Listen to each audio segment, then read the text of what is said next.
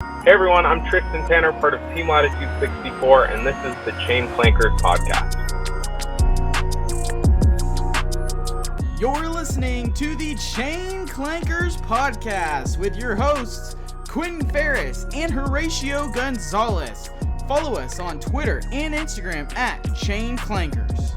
Welcome in everyone to the Chain Clankers podcast. I'm your host Q here as always with Horatio Gonzalez. We got a fantastic episode for you guys today. We were lucky enough to talk to Tristan Tanner, part of Team Lattitude 64, an amazing talent, and by golly, this episode is going to be filled with a ton of useful information. And hey, let us be the last to wish you a Merry Christmas and the first to wish you a Happy New Year. We are finally in 2021. Super excited about it. We got a fantastic year lined up for you guys. But Horatio, how was your New Year and what can the viewers expect on this episode?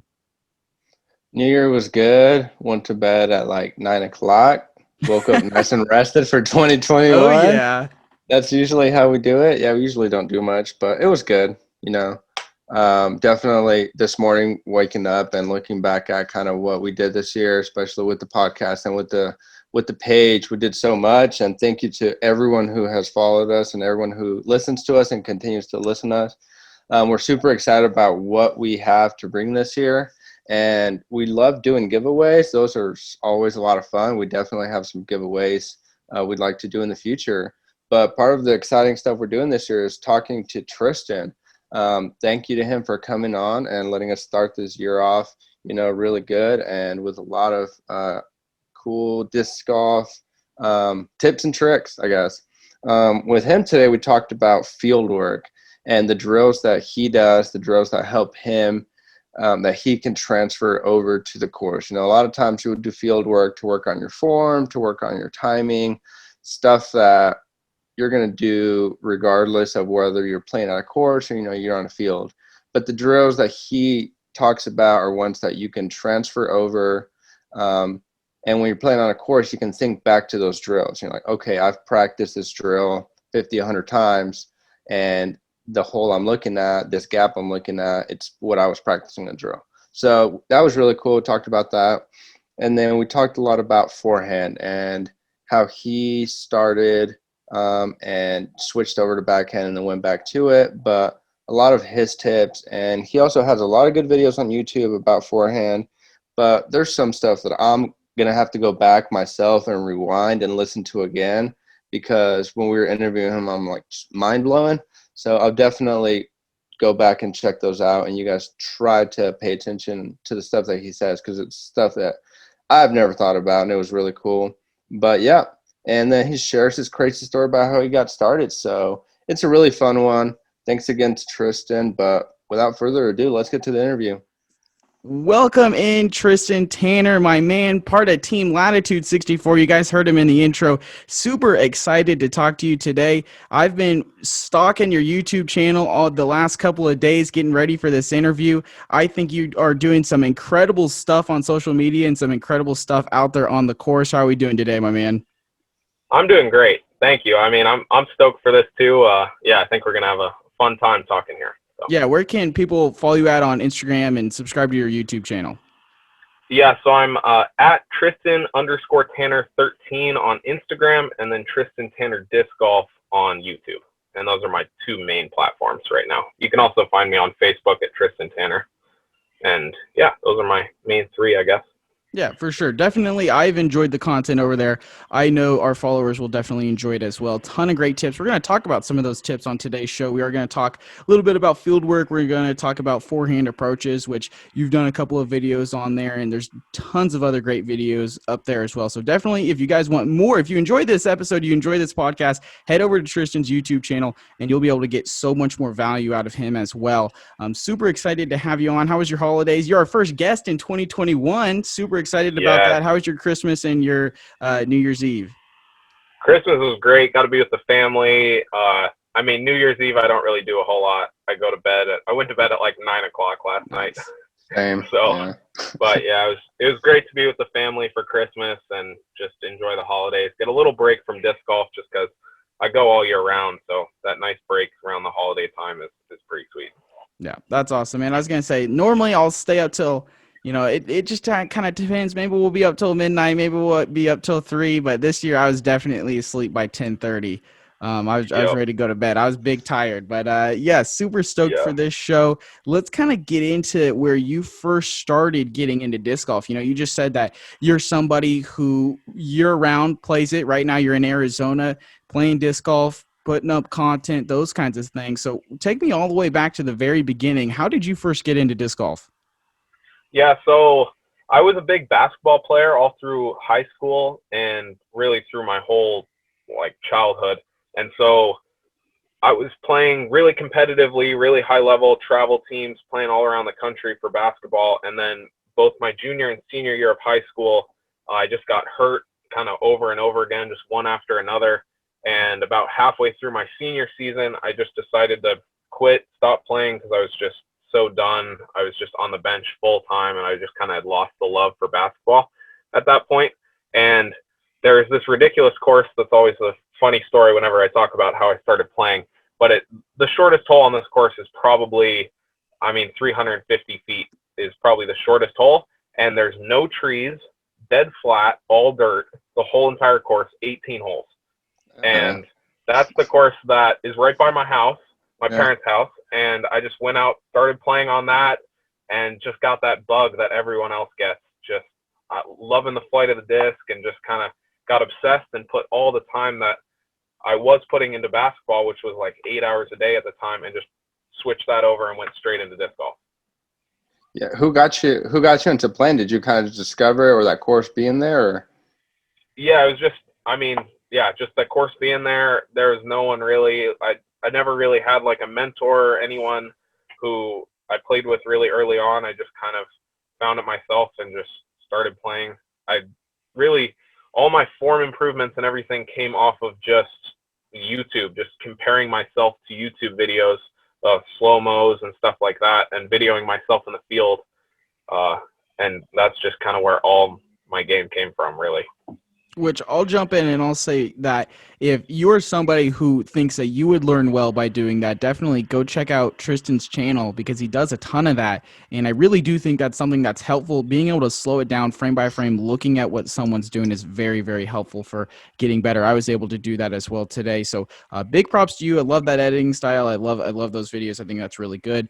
But, speaking about getting started in disc golf, just kind of discovering the game, was it one of those things where, I know you mentioned that you kind of stopped playing basketball and really kind of put all that effort into disc golf. Was it really something as quick and simple as that, of, switching from the 8 hours of basketball to 8 hours of disc golf every day, or, something along those lines?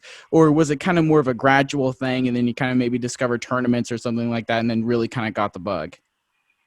Yeah, I'd say it just kind of happened right away. I'd like to say I have like a very addictive personality. Just whatever I start doing, I go super hard all into it. I think the first day that I picked up discs from a Play It Again Sports, I played like 5 hours that first day. And was just immediately trying to figure out, like, how can I throw it better? How can I do everything? And to start, it was mostly just trying to throw farther and trying to throw as far as I could. And I think that's because that course I learned how to play on, the shortest hole being 350, I was like, you have to be able to throw far to be able to play this game. I just thought the shortest hole on every course was like 350. It was kind of a very interesting way to start playing, because most people start playing on these shorter courses, and for me it was totally the opposite. Yeah, that would make it really tough.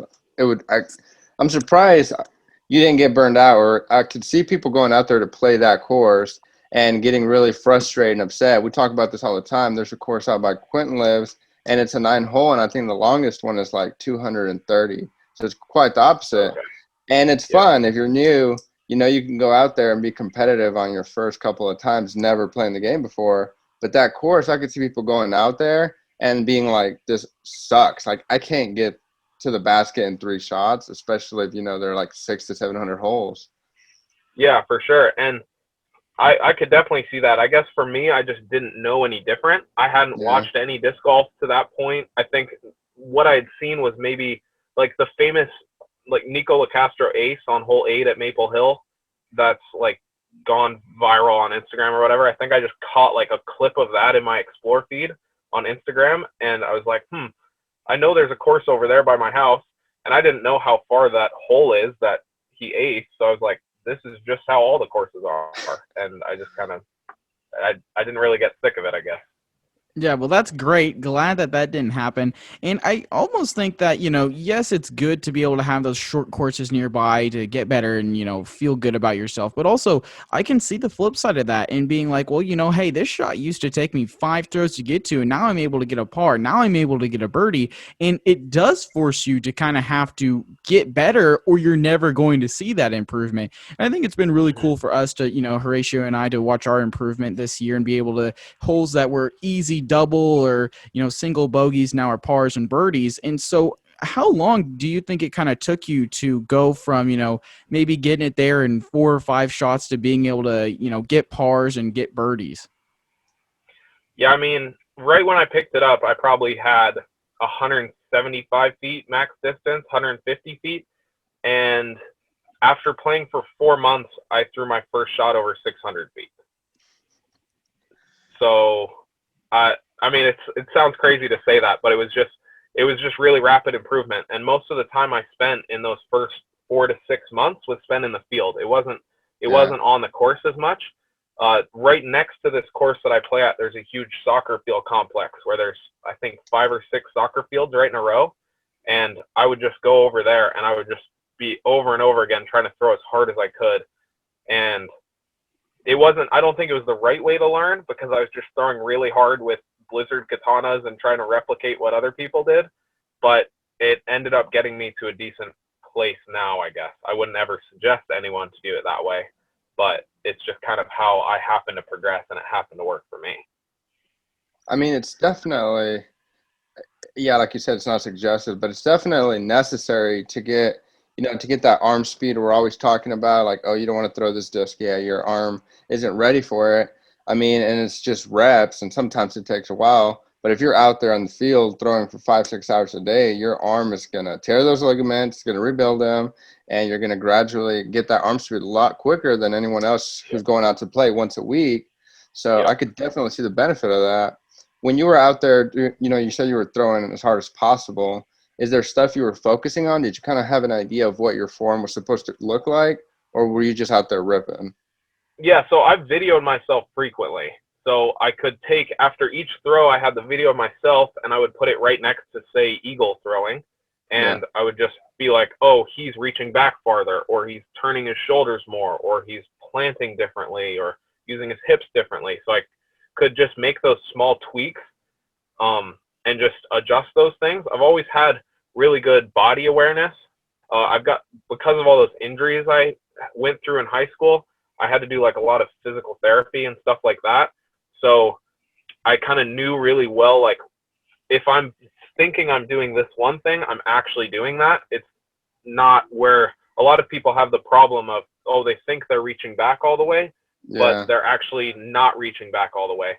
And so my body awareness from what I thought I was doing to what I was actually doing just was really in tune. So I think it made it easy for me to replicate those kind of what other people were doing at the time.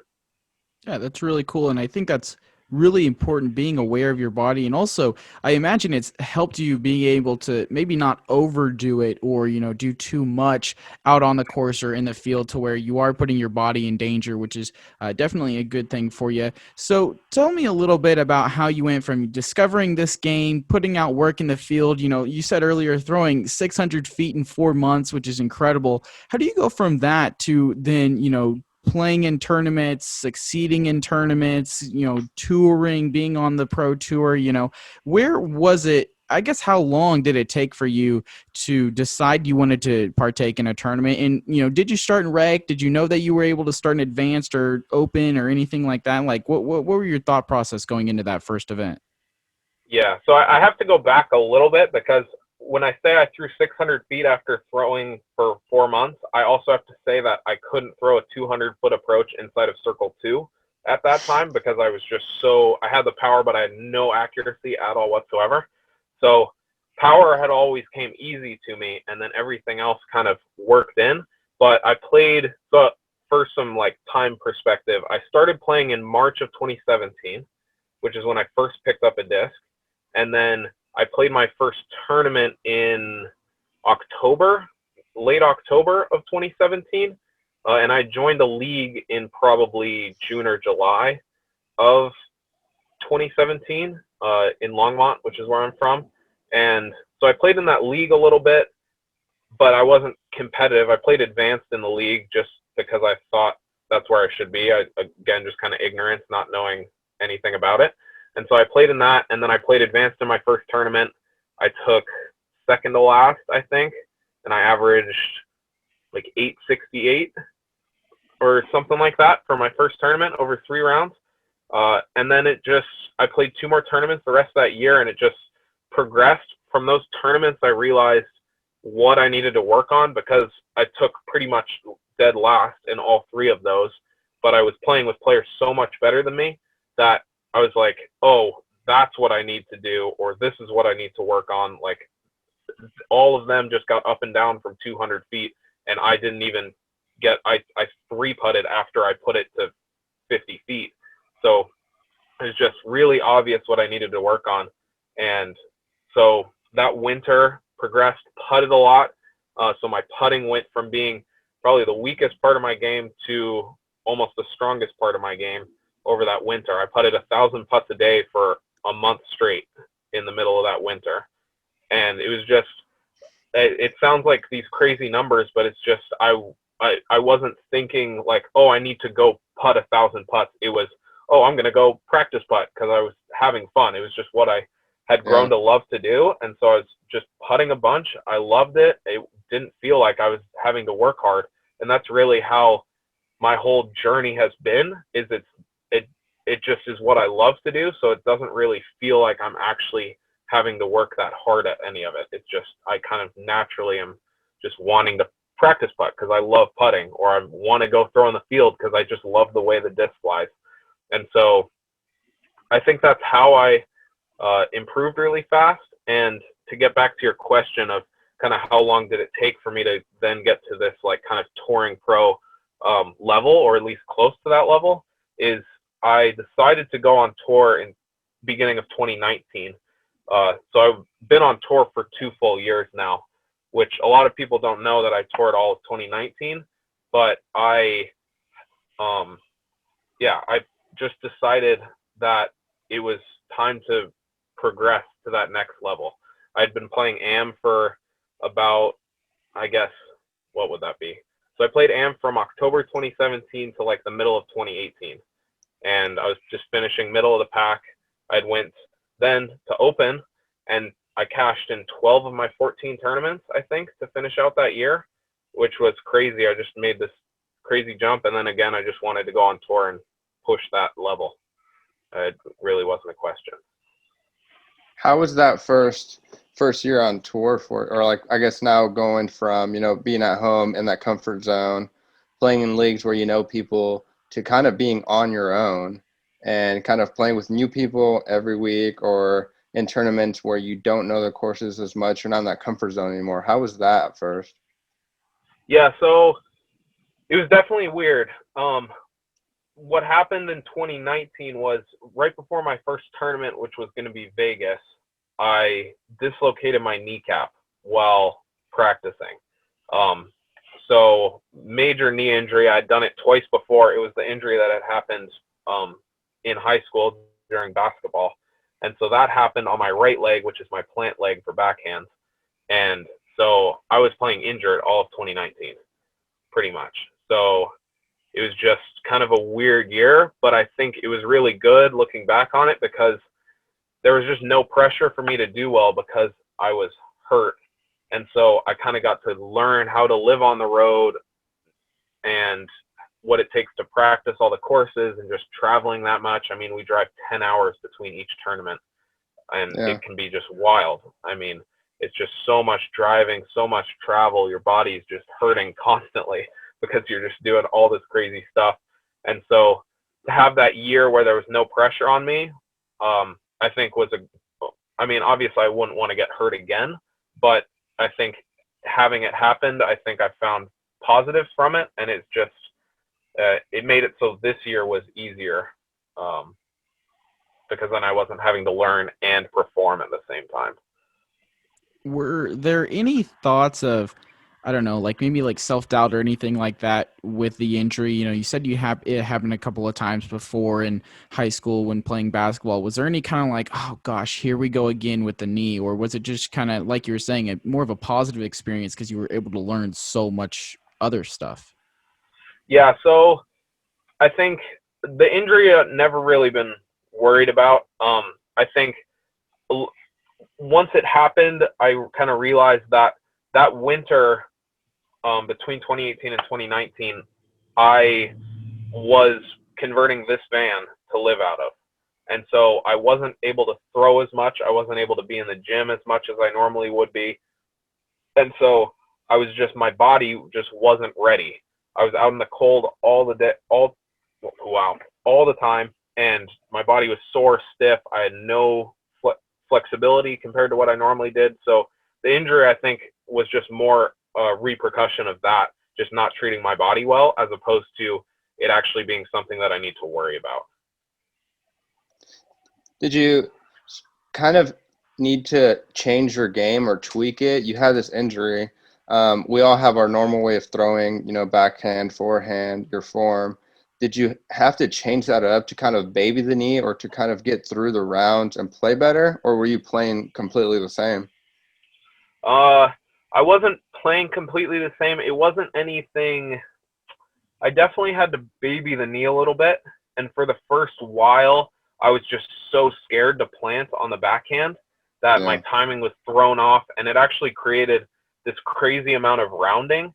So there's probably a video of it somewhere on my Instagram, but I literally would reach, I guess, I don't even know what it would be. So like if straight back was 0 degrees, I would reach another 90 degrees left. So like major rounding, reaching out to the right side of the tee pad, and that just created so much inconsistency. And at this point, after each round, I was just so dead and so tired because of how much I was having to baby the knee, and just kind of then I would have to ice after the rounds and stuff. I wasn't videoing myself. I wasn't in the field as much as I had been my whole entire career. And so I didn't realize that I was rounding.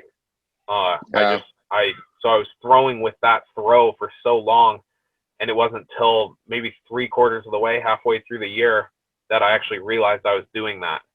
And that's when the year kind of started to turn around. But at that point, there was so much mental stress and everything that it was really hard to kind of turn anything around in 2019. What was that point where you realized that the knee injury was no more? Did you like have to go to the doctors and was like, okay, hey, I'm cleared, I'm good to go again? Like, or like, was it just kind of getting in the field more and giving it a little bit more, leeway, a little bit more of a test here and there to kind of see if it could kind of withstand what was going on? How'd you kind of get over that injury and move forward? Not the best that I could have is the answer, but so I skipped Vegas. So I hurt my knee, skipped Vegas.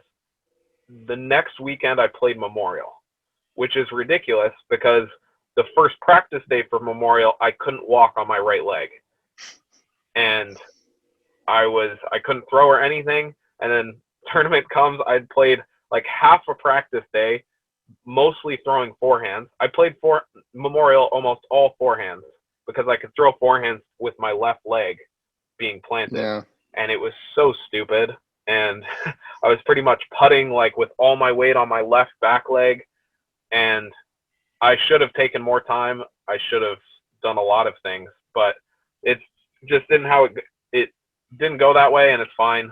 I don't think it hurt me any like long-term wise, but it was definitely, I should have taken more time, and I think it prolonged the injury just because I got into throwing so early that I developed those bad habits and then had to unwind those for the whole rest of the season. Yeah. I guess looking back at it now, I'm sure it's easy to be like, I could have done better. But I mean, at the time, like this is your career you're talking about. You're driving to a tournament. You have money invested. You have time invested. You've driven there. you skip one, you're like, I can't skip another one. I can't afford to. This is how I make my living. So I can imagine why it'd be tough to be like, I have to play, I have to get it done. This is what I'm out here doing. Yep. Yeah, for sure. And But I wanted to ask you. Yeah, go ahead. Sorry. My bad. Well, because it reminded me, because you were talking about your form and you started running out and doing that, you didn't realize you were doing it.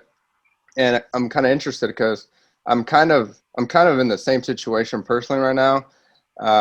I've gone consistently throwing, and I've gained distance, and then sometimes I'll take videos for our page, and I've recently started noticing, because it's not even like form videos, it's just like for content or whatever, and I'll slow them down and look at it, and I've realized I'm doing the same thing, like going way back here, and so I'm having to avoid my body from hitting my shoulder, my arm when I pull through, because I'm rounding so much, and I didn't know I was doing that because my throws were going fine.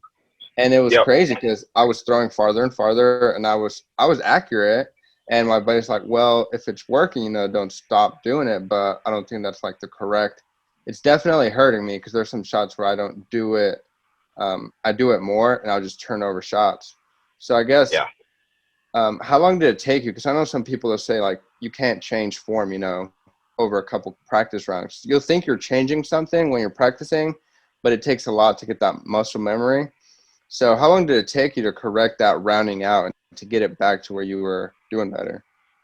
Yeah, so I think for me, I had everything else was still great. So everything else was still the same, and it's the same as it is now pretty much. It was just my reach back was different. So I was able to just go and solely focus on that in the field and just really focus on feeling like I was reaching back way too wide right, and that was actually getting me reaching back straight. And then I was videoing myself, making sure that I was doing it every single rep. And that's something I really stress to people is, well, for one, I'd say everyone should video themselves at least once a week. And I don't know if I didn't listen to the podcast with Ezra yet, but I'm sure Ezra might have talked about something similar because Ezra is really into filming himself as well. But I'd stress everyone to video themselves at least once a week because you'll know if you're doing something wrong. Everyone knows what a good throw looks like. So if you're doing something completely off, you're going to realize it if you video yourself. And then if you do realize something, take that to the field. Don't try to work on it on the course. If you're on the course, I wouldn't focus on working on anything besides just executing your shots because if you're trying to play well and fix things, you're going to get really frustrated really fast. So I'd even take just a 30-minute, 15-minute fieldwork session and just be very precise a bit with what you're doing. Just focus on one thing and change one thing at a time and just get good reps in. It's more about good reps than it's quality over quantity, really. So just have every rep be a good one, and that's just much better spent, or your time is much better spent that way. Yeah, and I love that question, Horatio. That was a fantastic segue into the next part of the episode that I wanted to get into, so I'm really glad you asked that. And I completely agree with the fact that, you can be out in the field for 6 hours a day, but it does you no good if you're not getting better from it. If you're not recording yourself, if you're not taking the time to have a quality rep, you're not actually getting better. Instead, you're just throwing a Frisbee, which sure, that's fun, but if you're out there to get better, if you're out there to improve, you really want to focus on the quality of shot you're doing, recording yourself, looking at those things. And I think that's how you'll be able to get better. I'd much rather throw 50 shots a day and every single one of those shots be perfect and work on a specific thing than throw 500 shots and just not really do anything. So I think that's a fantastic tip. And speaking of field work, let's kind of get into what are maybe some really good field work, kind of different sessions, maybe is a good way of calling it, maybe some different drills or something like that people can be doing. I know in one of your latest videos, you talked about the 4-cone fieldwork drill. Could you maybe explain that a little bit and maybe some other drills that would be good for the folk at home? Yep. Yeah, so the video's up on my YouTube, and I think I do a pretty good job of explaining it in the video, but pretty much what I do is I set up 4 cones. They're probably about 20 feet apart, just in a straight line, about 100 feet, 150 feet away from me, and just give yourself a lot of space on a field. And what I like to do is I'm trying to land every single shot in the perfect line down the two middle cones. So right in between the two middle cones. And all I'm doing is I'll start with, the farthest cone right. And I normally like to do it, take all the same discs and generally straighter discs. So I'll go out with all, say, my gatekeepers. So I'll go out with 15 to 20 gatekeepers, and I'll go and throw wide right of the first cone. So I'm going wide right of the first cone and landing it in the middle. And then after I get however many reps I want on that side, till I feel like it's good, then I'll go into that next gap and I'll go in between the right two cones and still try to land it in the middle. And then you kind of just go all the way across, and you can go back. You can do it forehand, backhand, with anywhere from putters up to distance drivers. And it really makes it so you're focusing on where you're releasing it, but also where it's landing. Because so often in the field, you're either trying to just land it at a place or just aim at a place. And I really like bringing those two together, and it just really refines, because there's not many times where you're on a course and you're just doing one of those things. Normally you have to pick a line and land it at the right place. So that's what that drill is really good for. And I forget if there was a second part to that question. Just what other drills you like to work on that help you out? Yeah. So that's my main drill in the field. I kind of focus more on feelings than I do mechanics now. So I kind of, like this morning, I went and I just focused on approaches, and I was trying to figure out what I feel when I throw an anhyzer, or what I feel when I throw a hyzer release, or what I feel to throw more of like an 150-foot approach with my backhand, and what do I feel when I'm throwing more of like a 250-foot approach with my backhand, and just throwing all putter standstills is what I did this morning. And it's just kind of working on that, the feeling and what's actually happening, and bringing those closer together. So if I can say, okay, I'm going to throw a hyzer, and then after I throw that hyzer, I'm thinking about what did I feel on that shot that's easy to remember that'll make me throw a hyzer. So for me, when I'm throwing my standstills, I offset my feet not as much. So if I'm throwing a standstill hyzer, I'm going to bring where normally for right-handed players you have your plant foot out more to the left side. I kind of straighten that up more in line with where I'm trying to throw, and then where I feel most of my throws is in my follow through. So I just think about following through higher with my hand, and that's what gets me to throw a hyzer. And if I'm trying to throw an anhyzer, I offset my feet a little bit farther away, or a little bit more, so drop my left foot back in my stance and a little bit more kind of behind me. And then I think about following through down in my follow through, like below shoulder line, and that's what gets an anhyzer. And so I think that's something a lot of people should focus on, is not necessarily like, oh, try to throw anhyzer. Figure out what you have to feel in your body to make you throw an anhyzer. And it's going to be different for everybody. Not everyone's going to have these same feelings, but then it's much easier when you get on the course, then you just have these one or two things you get to feel to then make the shot more consistent, instead of thinking about, oh, reach back on this angle and pull through on this angle and follow through this certain way and trying to make it all perfect. If you can just break it down into little feelings, I think that's the most important thing. And that's what I do through all of my different throws, whether that be putter, standstill backhands, or full power forehands, is just finding those little feelings to make everything more consistent. I had some, I don't know. I was going to say that's really, I've never thought about it that way. I talk about this all the time. There's this course I play a lot, and there's a hole one. It's just kind of a straight shot, and it goes into the woods at the end, but it's maybe like 330, 340. And a while back, and this was before I could consistently throw over, 250 or even 300. And we went out there just to play for fun. And I went to take this shot, and I've never parked this hole or even been close to getting a birdie. And I just went for my regular throw, and it just felt really good. And there was people waiting behind us, but this disc just went on the line like perfectly. And there's a fence that's behind that basket, and I hit the back of the fence. So it was Okay. like a 330, 340 foot shot, like I'd never done before, completely pured it. Yeah. And the people were like, wow, that's an awesome shot. So like, I didn't even, I just threw my shot and they're like, oh, thank you. Trying to play it cool. But I knew I'd never thrown a shot that good before.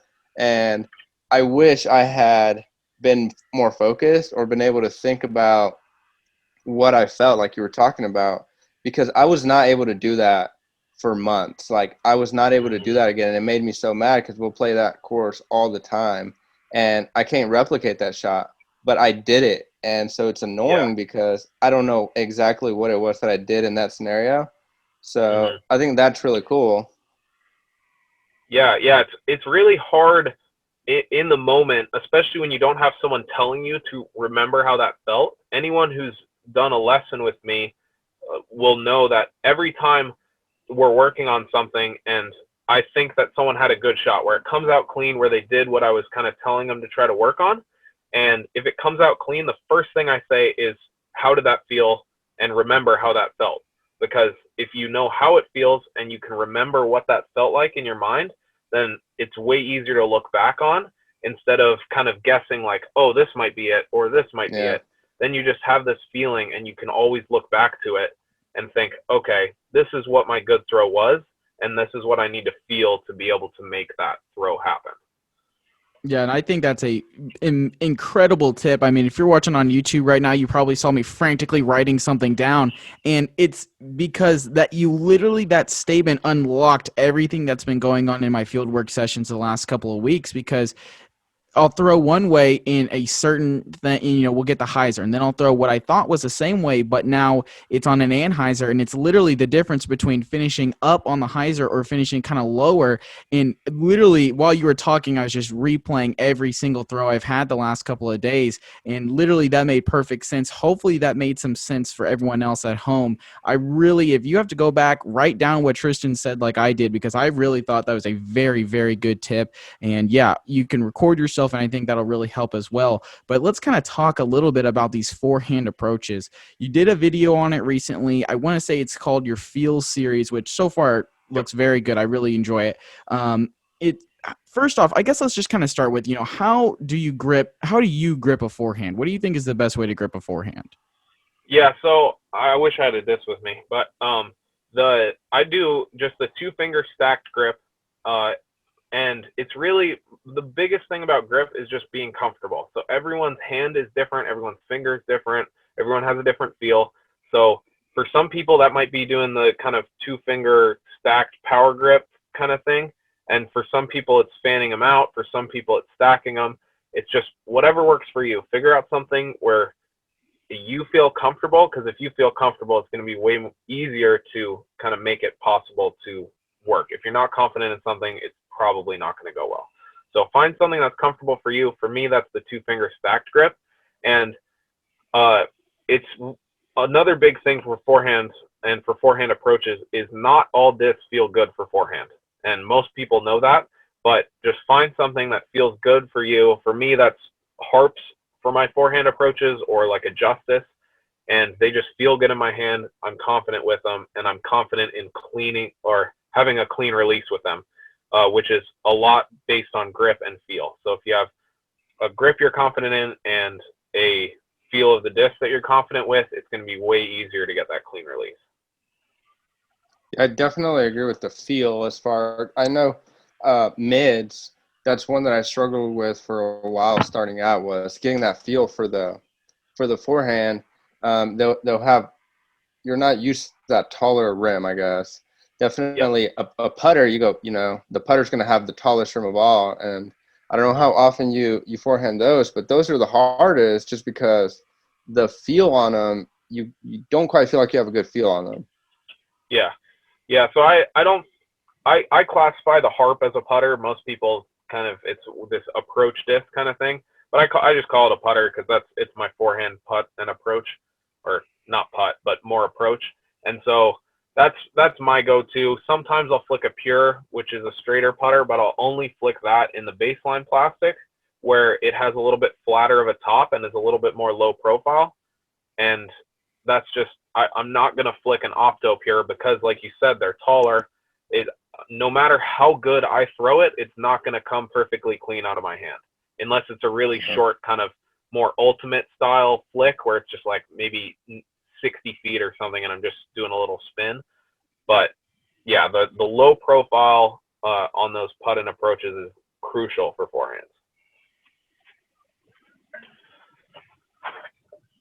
Sorry, I was muted. Real quick before I get to my next question, what is the plastic that you throw your harp? Do you use a baseline? Do you use VIP? What plastic do you throw your harp in? Yeah, so I'm very specific with my harps. Is I only throw the BT hard for forehand, and then I throw a VIP for backhand. So I pretty much solely throw base plastic forehand and premium plastic backhand, really no matter what it is in my putters. Gotcha. I like that because I recently just got a VIP one. My girlfriend has the base, and I've enjoyed her base, which made me inevitably get a VIP one. And I've definitely noticed a difference between the two, trying to forehand the two. So I'll definitely take that into consideration for my own game. But, kind of moving forward here, how do you – I guess, how do you throw an approach shot? Is it really that much different than kind of throwing a forehand off the tee? What are maybe some kind of differences in the two? And, how exactly do you kind of throw that touch forehand? Because I know, at least for me, sometimes when I try to throw a touch forehand, I'll have a little bit of that wobble to it, where off the tee, maybe not so much. Yeah, so it's in the end, it's all just it's the forehand, so it's all the same similar throw. But a couple things that I do for approaches is I put all my weight forward, so almost all my weight on my left foot. So I'm kind of taking my legs out of it. And this kind of depends on the distance of the approach or like where I'm trying to land the approach to get a skip or whatnot. But for the most part, I'm going to have my weight farther forward. And then I'm keeping my arm way more compact. And I talk about this in my episode on my YouTube with that. But just keep everything really small. The big arm motion where you're taking it way up, around, or way back, it makes it a lot more inconsistent, and you don't need all that for short little approaches. So just really keep it small, and then keep the wrist movement small as well. So a small arm movement, you're not doing a big reach back, and then the wrist motion is just, if I'm all the way extended back here, then my wrist motion just goes up to flat. I'm not going all the way over. So I'm just doing here to here, and that's helps keep that spin cleaner because a lot of people have trouble with that wobble on the approach. But yeah, just small wrist motion, keep it compact, and don't use your legs as much. When do you decide to, I guess, obviously it depends on the situation and what you're looking at. But I know personally, if I'm like kind of just staring at a basket and I'm, I don't know, 100 to 150 feet out, I usually feel more confident in going with the forehand approach. And I feel like I'm more accurate with it at that distance than going with a backhand, even standstill, because I feel like there's less movement. And like you were talking about keeping it small, there's almost less room for error. And I feel like that's kind of why I'm more accurate. Mm-hmm. Yeah, so for me, it's all about confidence. I just go with whatever my first thought is when I step up to a lie, especially when it's approaches. It's more about getting the job done than throwing the perfect shot. And I think that's what a lot of people should realize for disc golf in general is it doesn't matter how perfect of a forehand hole it is. If you're not confident in that forehand, there's no point in throwing it unless you're trying to practice and get better. But if you're playing for score, throw what you're most confident in. If that's a backhand turnover, even if you're not going to get parked, throw that because you're going to be more consistent with that. And so that's how I play my approach game. It could be an obvious forehand hyzer, and I might throw a backhand turnover just because that's what I'm confident in that day or that hole or just with that lie in particular. I step up to it, whatever my first thought is, that's what I'm going to do. Yeah, I think that's a really good piece of analysis right there. And it's one of those things when you're out there on the course, especially in tournaments and things like that, once you kind of start second guessing yourself, I almost feel as though you have less confidence in the shot.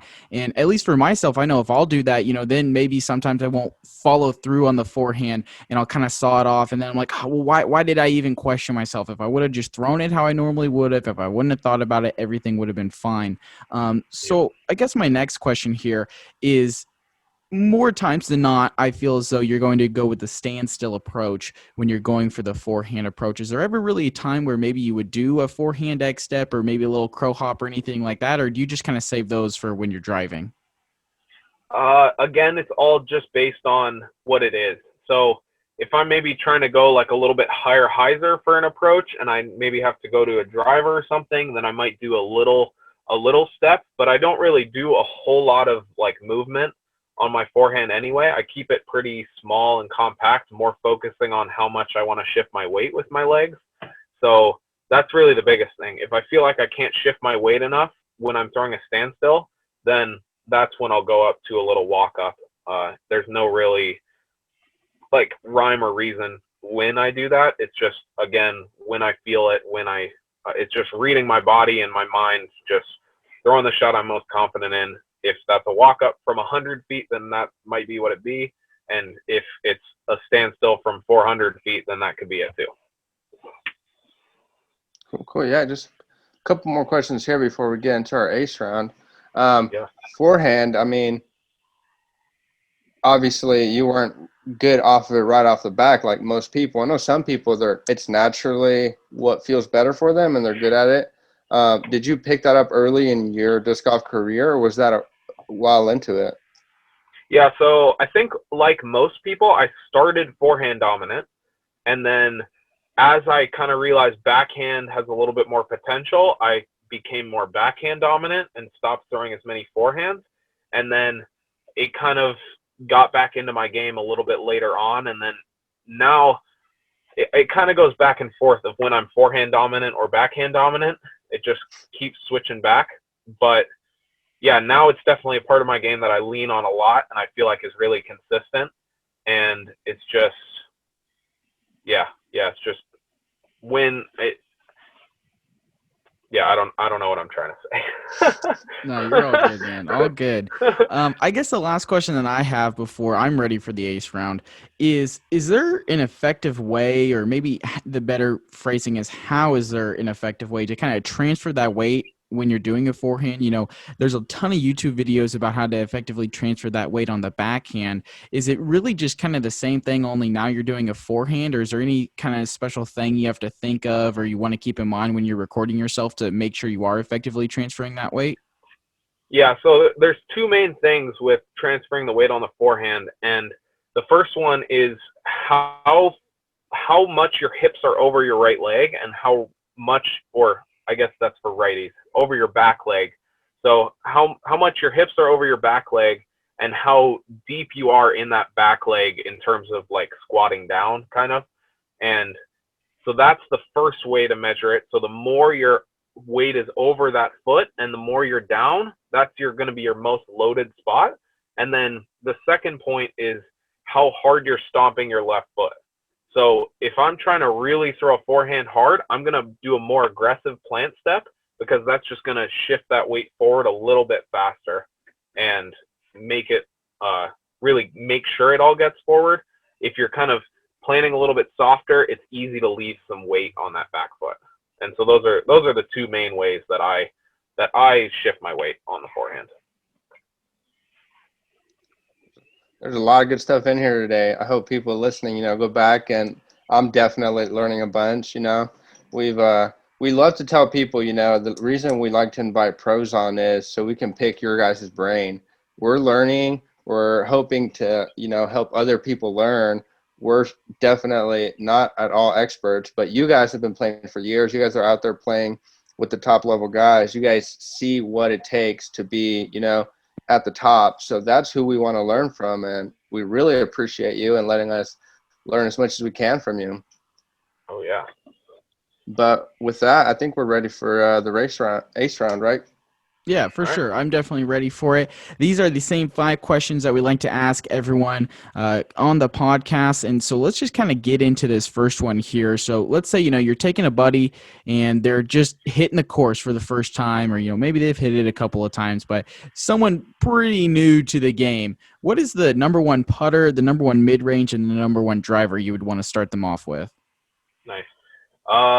So putter, definitely the pure I would recommend. I started throwing it, I guess I started throwing it when I had much lower arm speed, and it was just dead straight, super controllable, and I can still throw it now. So super wide range, you can skill level wise with that. And then the Gatekeeper is probably my next pick. Again, pretty straight, really workable. Everyone can use it. And then the last one would be an Explorer, which is also very straight and controllable, but probably for some lower arm speeds and beginners to start, it'll be going left or right really hard depending on the hand you throw with. But it gives you this, one, the overstable flight that you need on some shots or for some forehands, and it's something that you can kind of build and grow into. Cool. Awesome. All right. Question number 2. Your favorite course that you have played and the number 1 course you would love to play. Okay. That's tough. I've played a lot of good courses. But I'd say Maple Hill's probably my favorite in terms of single course. The courses at Green Mountain, Smuggler's Notch might battle that, but that's 2 courses. So I'd say probably Maple Hill's my favorite. And then one that I haven't played before, Yarva looks really sweet, or what is it? I forget the actual course name, but the one for the European Open looks really sweet as well. I want to say, I think that might be called like the Beast. Yeah, say? That's what it is. Yep. Nice. We need to get someone on here that's played that, because that's like what everyone always answers. Yeah. Well, hopefully we will this year. Hopefully we'll all be able to play it this year. True that, man. Our third question here is, what is the one tip that you would give yourself if you could go back to when you first started playing disc golf? Ooh. I'd probably say, what would it be? For myself, I would say learn how to throw an approach and have some touch is the biggest thing. But actually, no, I'm going to change that, is putting. Putting is super important. And learn to love to practice putt and learn to love to practice in general. Cool. All right, question number 4. Your favorite memory playing disc golf? Ooh. First one that comes to my mind is at Vegas this year. I was on the card when Garrett aced that par 4 on the Innova course, and that's just a super cool memory. I think, to my knowledge, that's the best played hole ever, because Garrett aced it, and then me, Ricky, and Austin Hannum all got the eagle. So we went 9 under as a card on that hole, and I don't know that there's ever been a hole played better. Wow. That is very impressive. That's awesome. Our final question here, we'll get you out of here on this one. What is your goal moving forward in disc golf? I want to be the best player in the world. That's my sole goal. Nice. I think that's an awesome goal to have. I think that you're on track to be able to do that and continue to compete in these events and pick up a couple of W's here and there, and then really just keep riding in those flames, my man. Super appreciative of your time. Glad we were able to have you on. I think we had a fantastic discussion. Hopefully the listeners at home agree with us there. Anyone you want to thank, any sponsors or anything you want to shout out before we get out of here? Yeah, I'd like to thank Lattitude 64. They've been my main disc sponsor for the past couple of years. And then I just partnered with Wander Disc Golf. Super great guys over there. So those are my main 2.